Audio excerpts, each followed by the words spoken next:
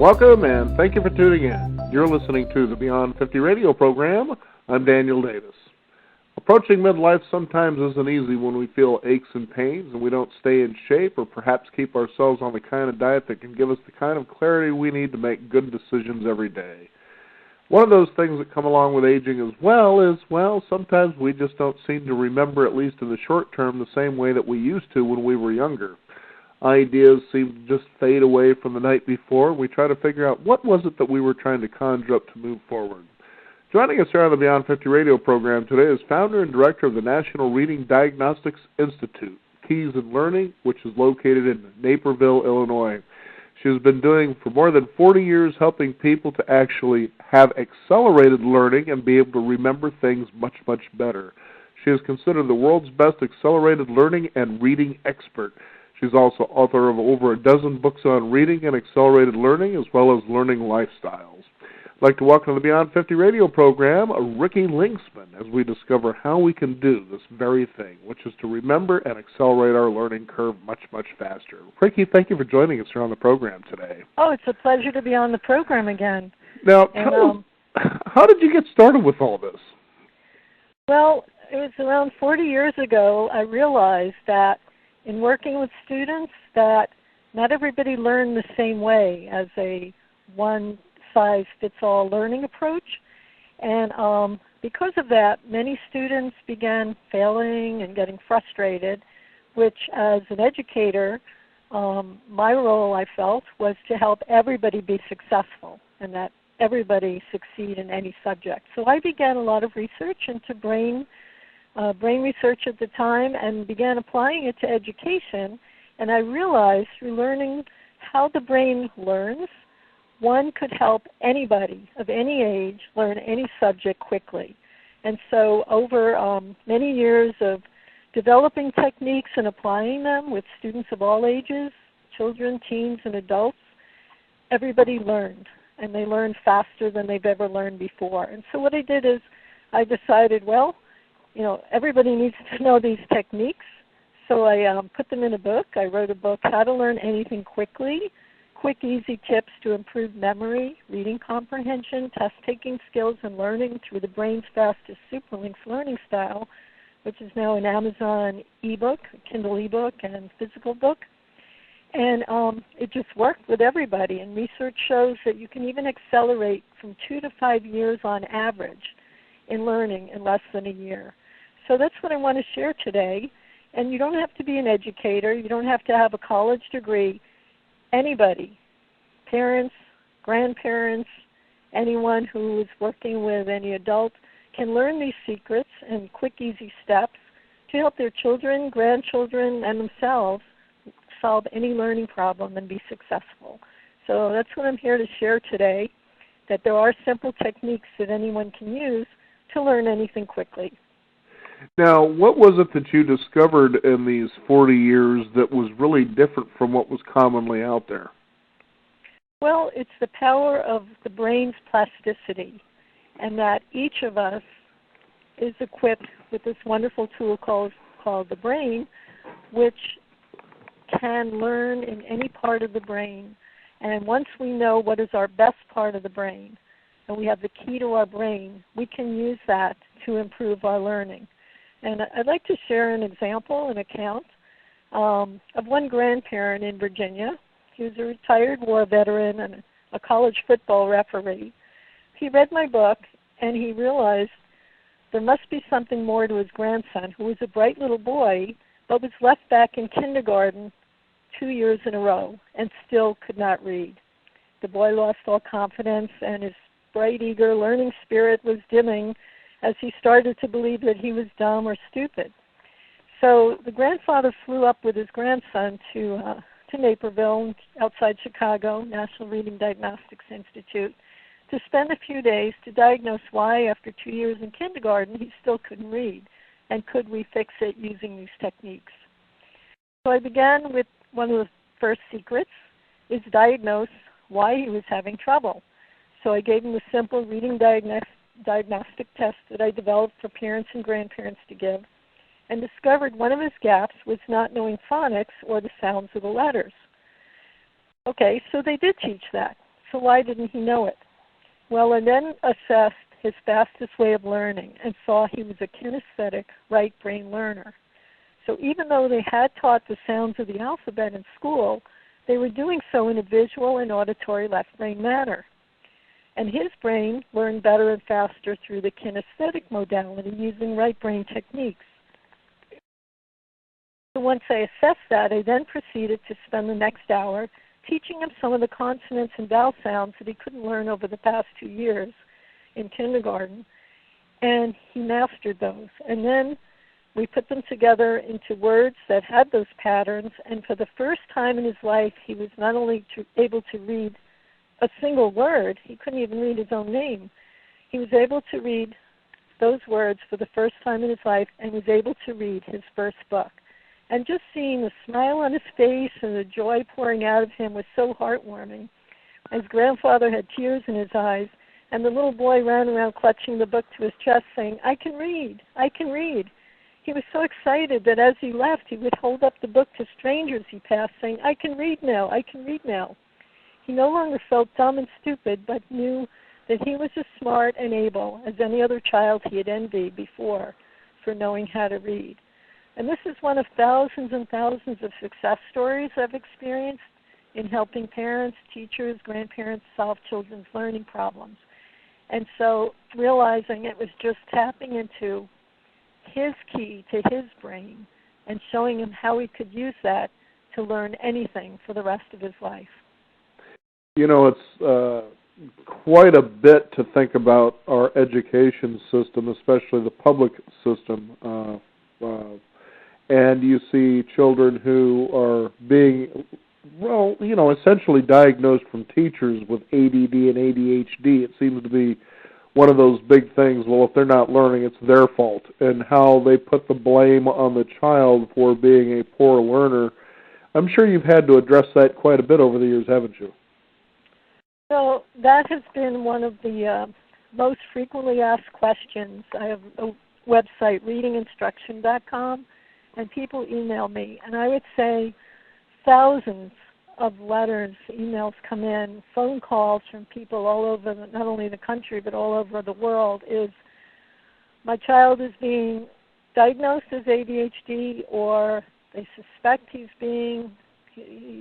challenged by ADHD, but he seems so bright. You know, they just want to put that label, but what can I do to help him or her learn? And so one of my books actually is the fine line between ADHD and kinesthetic learners, and that's also an Amazon Kindle book and physical book. And what I've discovered is one of the interventions that parents, grandparents, teachers can do is to alter the technique of teaching. And I often say when I train teachers in schools, and I've been brought into school districts all over the country and around the world, is telling the teachers that one of the roles of the teachers is not just presenting information, but I call them, we need to be technologists of the brain. We need to understand how the brain works and not just present information, but know how to get that information into the brain of every single student that presents as their students in their class, or to help parents and grandparents work with their families to know, I have to find out how my child learns. And I'll give you an example. Let's say we have a cough. We go to the doctor. The doctor's not just going to give everyone the same medication. The doctor's going to diagnose what kind of cough is it, what is the cause of the cough, in order to start treatment. Well, it's the same with learning. Not everybody learns the same way, and for the success of the student, we need to know how information gets into the brain of every individual person. And that's why I feel diagnosis is the first step. So I would like to share the 2 simple steps that any parent and grandparent need to think about, or even for themselves. One is, why is there a problem? Let's have an accurate diagnosis of what the learning or reading problem is. And that begins with finding out, are there any gaps in knowledge? For example, we all can think about multiplication and division. Well, if someone skipped the step of adding and subtraction, they're going to have a hard time with the higher complex skills. So there's a gap there. So in order to improve multiplication and division, we have to find out what are the mathematical concepts leading up to that. There may be a gap. Similarly with reading, there are many aspects of reading. There's comprehension, there's phonics, there's vocabulary, there's fluency, there's test-taking skills, there's study skills. There's a whole range of skills that have to be mastered to be a successful reader. So the first step is diagnosing what are the gaps. And I've developed a very simple reading diagnostic test, which is through keystoreadingsuccess.com, that even parents, grandparents can give their children and grandchildren to see, okay, are there any gaps? This will help answer the question is why are they having trouble with reading, or maybe why are they having trouble with a subject. For example, science, social studies, and math all require some reading skills. And so is it a problem with science or social studies or math, or do they have a problem with reading the material? So that's one of the basic steps, is to find out what are the gaps. And when I say the word quickly, why do we have to learn quickly? Well, if you think about a student who's failing or frustrated, now they have low self-esteem. Every day that they feel that they can't succeed, their self-esteem is low, their motivation is low, their confidence is low. And then if you're in that state for a long enough time, we also can see behavior problems forming, where if they can't feel successful in academics, everybody wants to be successful, so they'll find some antisocial way to be successful. So then we get a class clown. We get someone who's acting out. We get someone who's avoiding work. We get tuning out, dropping out, and even fill in the blanks, all the antisocial activities like gangs and violent behavior. So I've seen that progression happen when students fail. But I've also seen the alternative, that when you take someone who had behavior problems, who was in a gang, and I've worked with students who had all kinds of antisocial behaviors develop because of school failure, and I've taught them how to be successful. They had a total turnaround. They became model students. In fact, I was working with one junior high school in the Joliet area, and it had a reputation of having high discipline problems. Even they had a discipline dean for discipline who was just so busy day in and day out with many, many students coming to them. But after working with an entire school in these techniques and finding out their gaps and finding out how they learn and helping them be successful, people would come and observe from other schools and think that these junior high school students were honors gifted students. And they were the same students, but they became so successful that they loved learning and they all achieved. So that's just an example of how we can even turn around somebody who has been failing and has been kind of antisocial in their behavior. We can reverse that process. Now, let's talk about a couple of techniques for the listeners out there that people can implement starting today that might help them to learn something better or memorize better, for instance. Okay, so as I was saying, the first step is find out what their gaps are, and the second is find out the keys to their brain. How do they learn quickly? And so one of them is an assessment I developed, but I can give you some samples of the range of their characteristics so that they can start trying some techniques. And these techniques would work for anybody, whether someone's in regular ed, gifted, special ed, has ADD or ADHD, learning disabilities, bilingual, Title I or remedial reading, any kind of problem, even people with brain trauma who have damage to one part of the brain can relearn in their best part of the brain. So one of the key features of How to Learn Anything Quickly, the book, is sharing all these different keys to the brain or combinations and the main techniques in which we could match the different learning and brain style combinations to learning. Okay, for example, let me ask a question to listeners. As think about yourself. Like, let's say you're taking a course.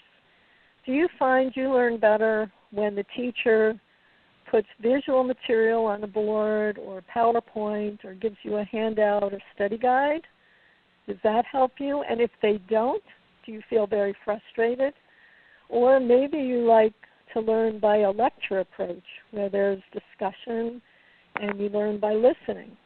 And do you find that if there's no auditory stimulus in the learning environment that you feel frustrated?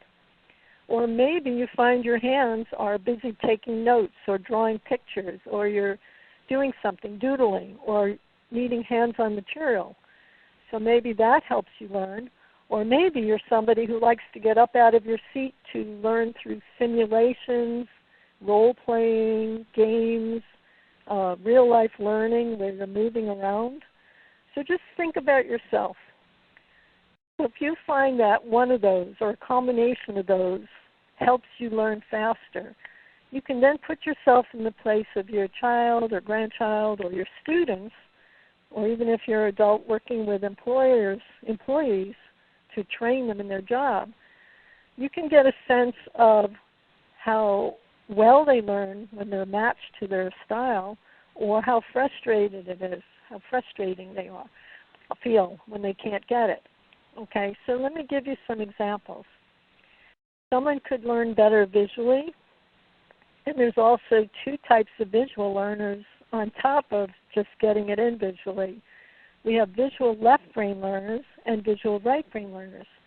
So some approaches just deal with the learning style, but whether one is a left brain or right brain learner also makes a difference.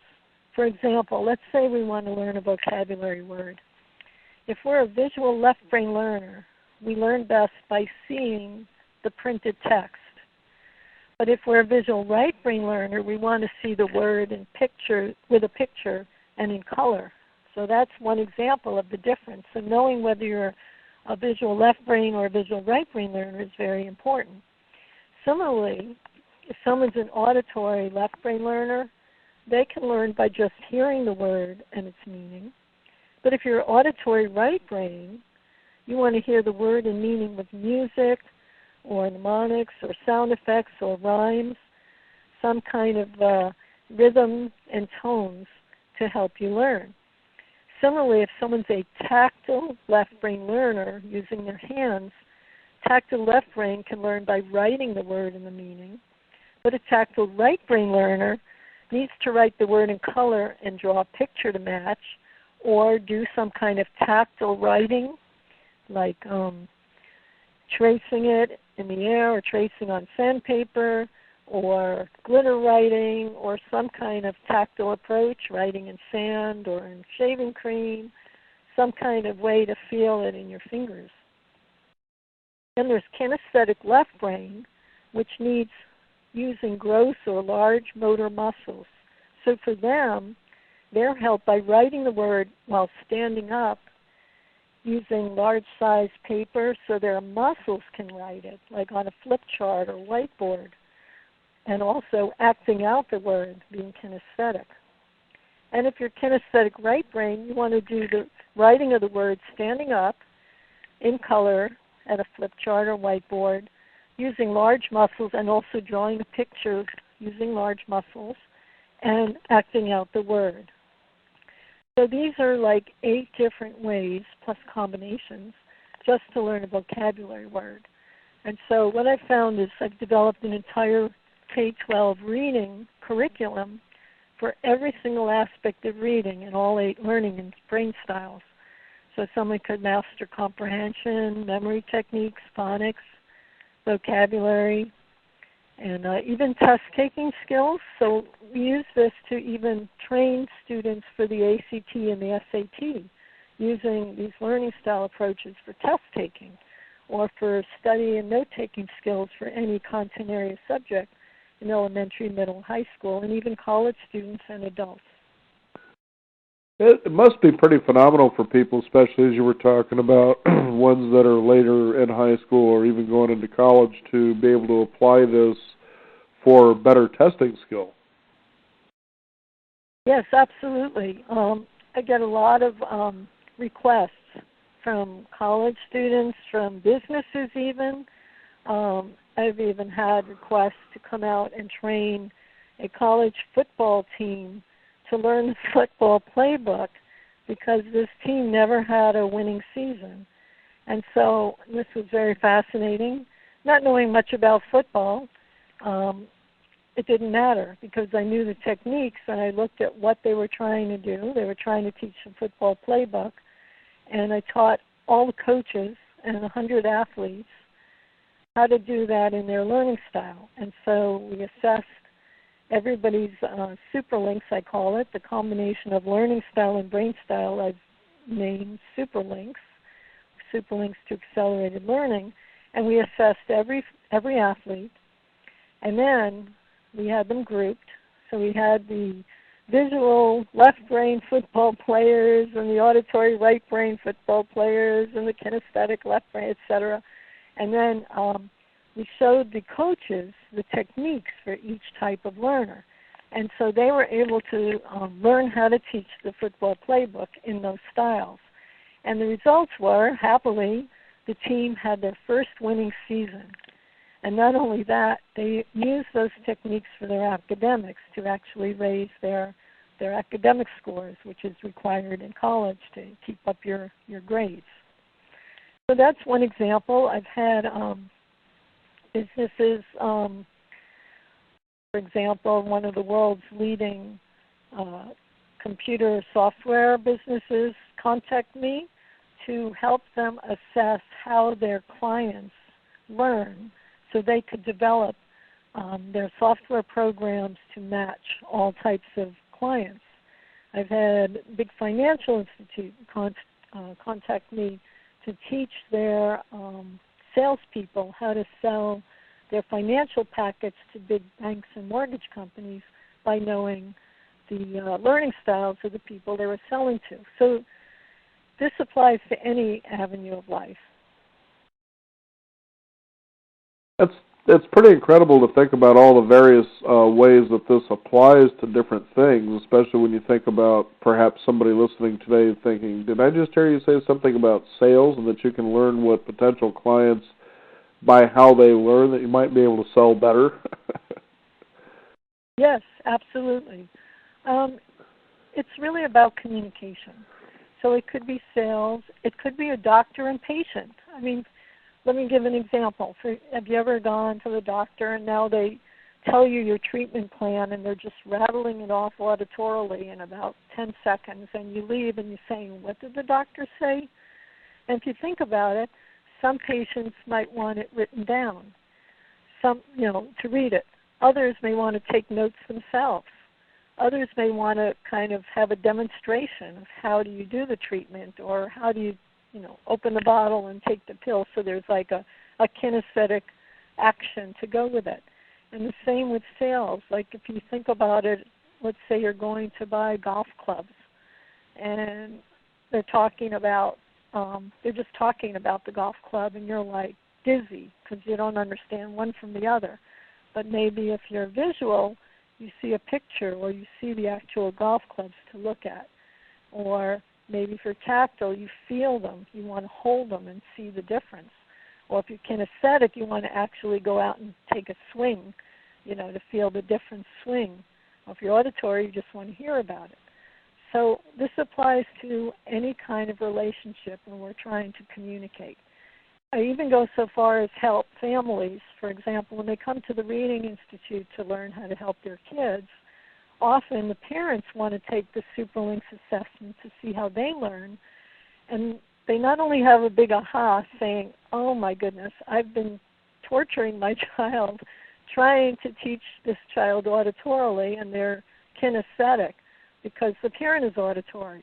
So then they learn it's not the kid's fault, it's the fact that they haven't been communicating with the child in the way the child needs it. And then they find out that the couple also hasn't been communicating with each other. So let's say you have a visual partner and a auditory partner. Visual partner wants to see things spelled out in a way that it can look at it, and the auditory just wants to listen, so the two aren't communicating. So by learning, it's not about a power play or they're thinking they're fighting over, their differences. When they learn how each other learns, they're more compassionate and caring about adjusting how they communicate to help the other partner. So that's helped a lot of marriages. So there's no end to the use of knowing how people learn.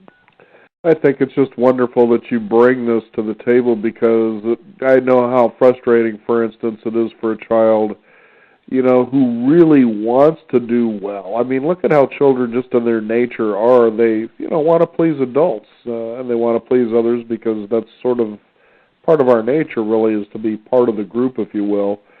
And then to have the instructor give them the feeling that there's something wrong with them when they're not picking certain things up maybe as well as others are. And, this is something that really carries on later in life as to, how well they succeed or whether they fail at whatever it is they want to try to do. It can be a very frustrating loop. That brings up a very interesting research study that was done in how the brain works. And what they discovered is that the happy hormones, the hormones in the brain that are released that make us feel good, are actually a result of things like eating gives us pleasure, and the pleasure center, surprisingly, is also lit up in the brain when they do scans of the brain through being successful. And this is one of the bases of my programs, is that the key to anything is helping the learner be successful, because studies have shown that ignites the pleasure center of the brain. We think about other ways that people get pleasure, and it's hard to think about success in learning as being equal to the joys of eating, say, and other things. And that's really one of the secrets that has driven my work, is how can we help everyone be successful? And every child wants to feel that happiness of being successful. No child comes into the world, wanting to be unsuccessful and to drop out and tune out. Everybody wants that feeling of success.